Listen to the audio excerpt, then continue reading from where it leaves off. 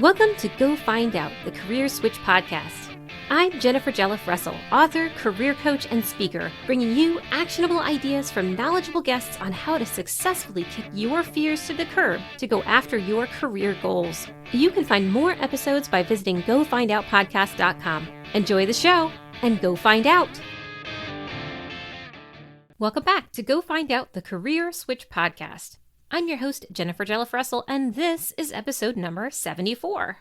On today's solo show, we'll talk about how to figure out what you want to do for your next career. But first, let's jump into my personal update. Hello, career switchers. So yes, this episode is a little bit late getting to you. I've been a little bit slammed with working on client projects for UX design and UX research. And it's been really fun and I love it. It's super fun and interesting, but it definitely also, takes time to make sure that you do everything properly and correctly. As such, I actually ended up leaving my part-time job so I could fully focus on these projects and launch a career in UX research. I also still really enjoy the UX design side of the house, and I would love a job doing that, but I really feel like I could build a long-term career on the research side of things. I just really enjoy talking with people, honestly, and gathering information and figuring out what works and what doesn't. I love problem solving. Yeah, I might be a little bit of a dork, but that is totally okay. So I still have my writing on the back burner as well at the moment, but I think once I finish these specific client projects and begin diving more into the job application process, that I'll have a little bit more time to kind of jump into one of my already completed manuscripts for a round of editing. We'll see though, I don't want to bite off more than I can chew.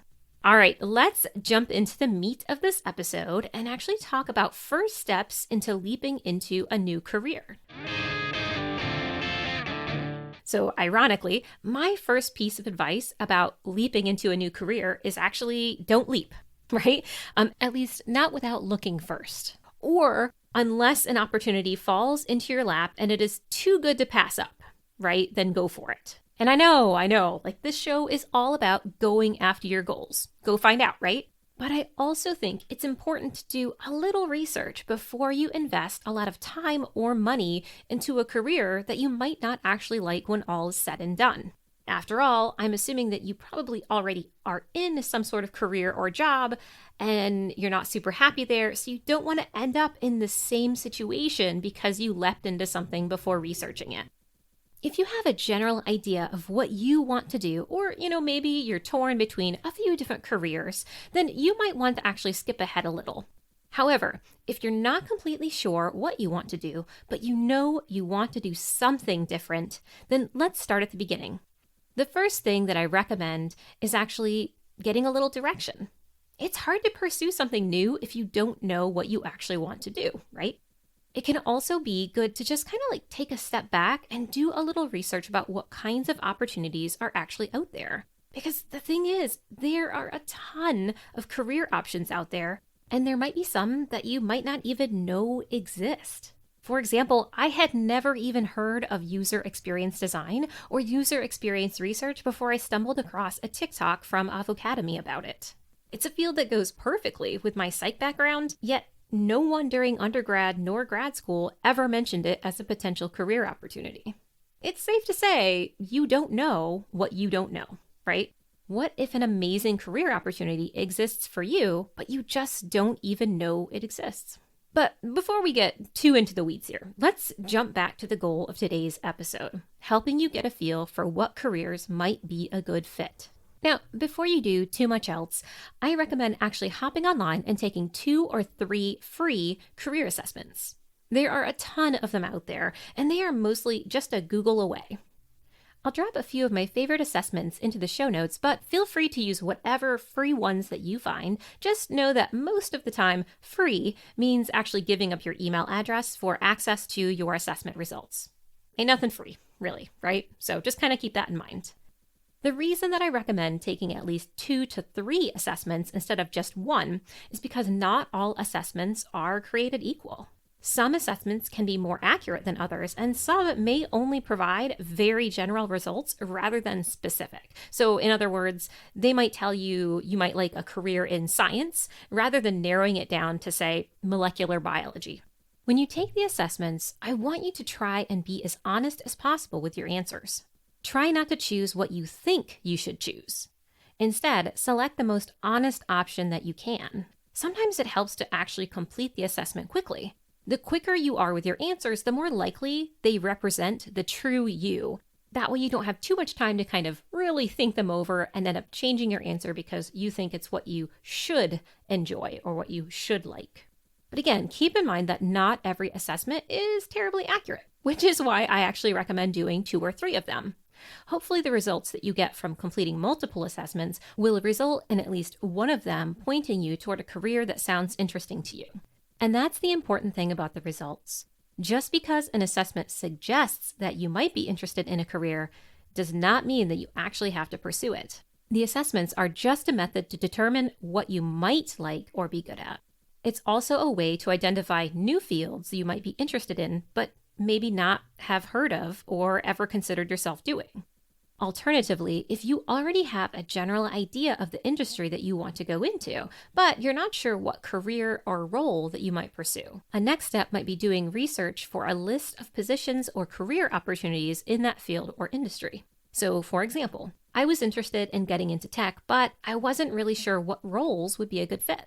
More importantly, I knew I didn't want to go back to school for another degree. So I first ran some searches on roles in tech that don't require a specific degree. This turned up a list of things like, customer success manager, Salesforce administrator, software developer. Now, obviously, these things require either a certification or some experience, but they were things that I could potentially pursue without having to necessarily go back and get another degree for.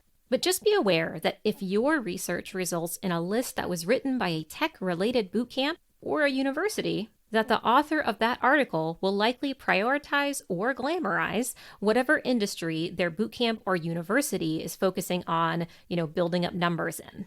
Now, just another caveat is I know that I focus a lot on breaking into tech because that's what I'm currently working on doing. But it's also important to remember that you can do this with any industry. So if you're like, man, I have a degree in psych and I love everything about psychology, but I don't want to be a professor or a behavioral counselor, and I don't want to go on to get a master's to be a mental health counselor, then you might research something like outside the box careers with a bachelor's in psychology. Or you might go to a job search website like Indeed.com or ZipRecruiter and run a search for bachelor's in psychology and just see what kind of positions are in the results. And yes, in both the general search and the job search, you'd still have to weed through a lot of positions that are in that mental health counseling or behavioral counseling wheelhouse. But you might also find a few gems that you might never have considered before. As you can probably imagine, it's a lot easier to take a few assessments to get new career ideas than it is to run your own research on what might be out there. It can be tempting to do just the assessments, but I encourage you to actually do both, mostly because a lot of the results within those assessments are somewhat outdated. They might not have some of the newer or up-and-coming fields even listed in their database, and you might miss out on learning about a new career if you rely only on the assessment's results. Okay, so that's part 1 of this series, figuring out what career you want to look into. And it's totally okay to have a few careers that you're interested in. It doesn't have to just be one at this point. And in fact, I would encourage you to have more than one. And that way you have several different options as we move forward with our research.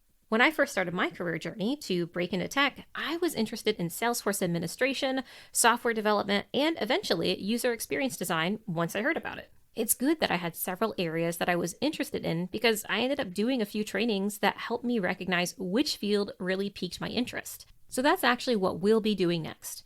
Based off of the assessments and or research you did for this part 1 on careers that you might be interested in part 2, or the next episode, we'll talk about how to go about figuring out if you actually want to do those jobs or not. Until then, go find out. Thanks for listening to the show. I hope the information helps you tackle your own career switch goals. You can let me know what you thought of the show by messaging me on Instagram at GoFindOutCareerSwitch or commenting on one of my TikToks at EvergrowthCoach. That's it for today. Now go find out.